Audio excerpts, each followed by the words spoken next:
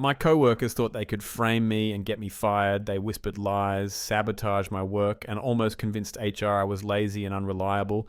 What they didn't know is that I was keeping every receipt. By the end, it wasn't my career on the line, it was theirs. The first time I noticed something was off was with a report I had finished the night before. I had stayed late, closed my laptop past 9 o'clock, and left it ready for my boss to review. The next morning, he asked where it was. The file was gone, not corrupted, not mislabeled, just gone.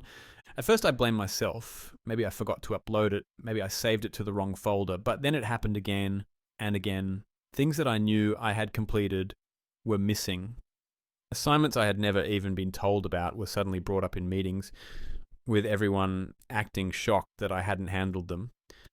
I'd walk into the break room and hear laughter cut off mid-sentence, eyes glancing at me, then looking away, and then the whispers, not subtle enough to hide, just enough to sting. He's falling behind. Doesn't really carry the team. Always loud enough that I could hear. What started as petty office drama slowly turned into something more targeted. Emails were forwarded to my boss, but never the full threads, just enough to make it look like I had missed deadlines or ignored instructions. My boss, who had once trusted me, began treating me differently. At first it was just subtle, a look, a sigh, but then it was direct. The team says you're slipping. You need to step up. The worst was when they accused me of sneaking out early. Me, the guy who was still at his desk while the rest of them were halfway home. My evenings were proof of how hard I was working, yet I was being painted as lazy. And slowly, my boss started believing it. Imagine giving more than required and then being told you're not enough. That was the reality they built around me. And it worked. I went home every night questioning myself. Was I missing something? Was I actually not as careful as I thought? That kind of gaslighting makes you doubt even the truth. There were nights I sat in my car after work, wondering if I should just quit, start fresh somewhere else before they managed to completely bury me. But deep down, something stopped me. Because if I walked away, they'd win. And the truth is, they weren't as clever as they thought. Every lie leaves a trace, and I realized if I was smart about it, I could expose them. So I started collecting proof, screenshots of my submissions with clear timestamps, copies of every email that showed I was never given the assignments they blamed me for.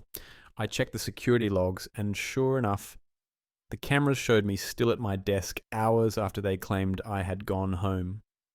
Each false claim left behind evidence, and I was building a case. At first, it was only about protecting myself, but soon it became something else.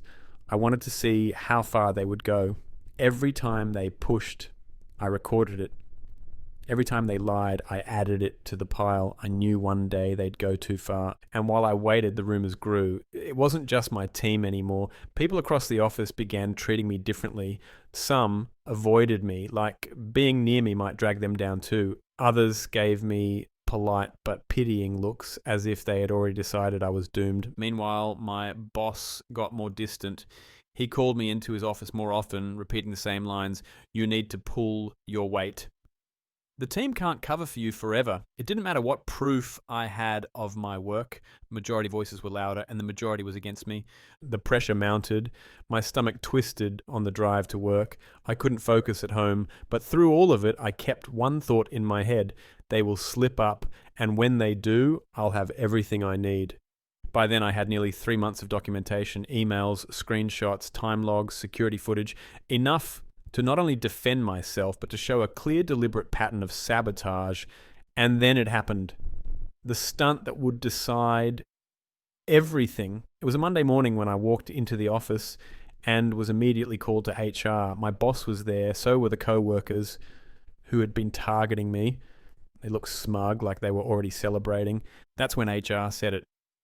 I had missed the most important client presentation of the quarter. The way they said it, you could tell they thought it was an open and shut case. My boss looked disappointed. My co-workers smirked.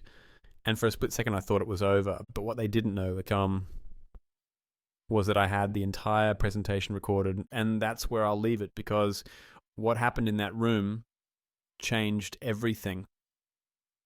The HR manager sat there with a folder in front of them, looking serious. My boss avoided eye contact.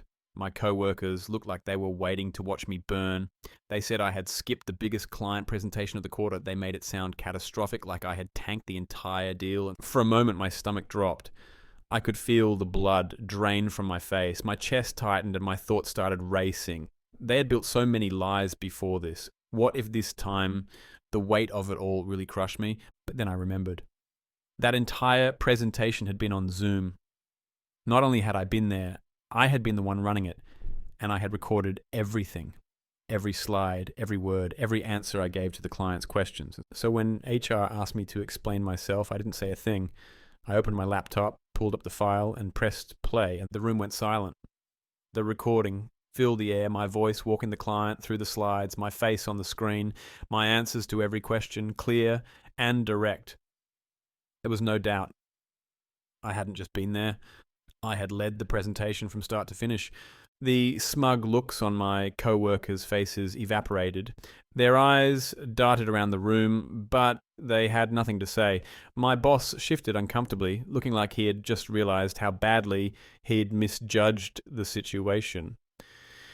HR didn't say a word until the recording ended. Then came the questions. Why would they claim I wasn't there? Why would multiple people insist I'd skip something I had clearly led?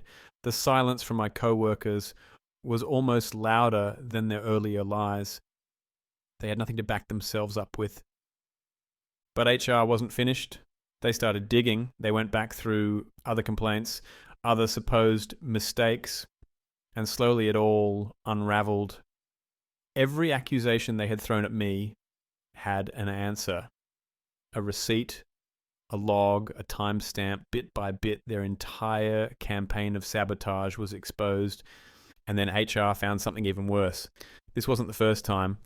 These same co-workers had pulled similar stunts before against other employees, people who had eventually quit, worn down by the constant blame and gossip. HR began piecing together a pattern that stretched back months, maybe longer. It wasn't just me. They had been targeting anyone they could push out. The fallout was immediate. HR terminated all three of them. Security was called, and in front of everyone, they were walked out with their belongings stuffed into boxes. The same co-workers who had laughed behind my back, who had smiled while planting knives in my reputation, now had to face the humiliation of being exposed for exactly what they were. The office buzzed with whispers that day, but the tone was different. For once, people weren't whispering about me, they were whispering about them, the saboteurs, the liars who thought they were untouchable until the evidence stacked too high to ignore. My boss turned to me after the HR meeting, his voice softer than I had ever heard it. He apologized again and again, said he had no idea what was going on, said he should have trusted me more. But in that moment, I realized something important. He had been willing to believe their lies, even when my work should have spoken for itself. He had looked at the majority and decided they must be right. And that was the scariest part of the whole thing. How easily a group of people could rewrite reality and how quickly others would believe it. If I hadn't kept proof, if I hadn't documented every little thing, I would have been gone. Walking out of that building that evening, I felt lighter. Not just because I had cleared my name, but because I had survived something designed to break me. It wasn't just about winning. It was about knowing that no matter how many lies they threw, the truth was stronger. So yes, my co-workers tried to get me fired. They nearly destroyed my reputation. But in the end, the only careers they destroyed were their own. And the lesson I took with me was simple. Never underestimate how far toxic people will go to get what they want, and never underestimate the power of keeping receipts. Because in the end, gossip fades, lies collapse, but the truth has a way of showing up, even if it takes a little time. And when it does, the people who thought they had the power to bury you are often the ones who end up buried instead.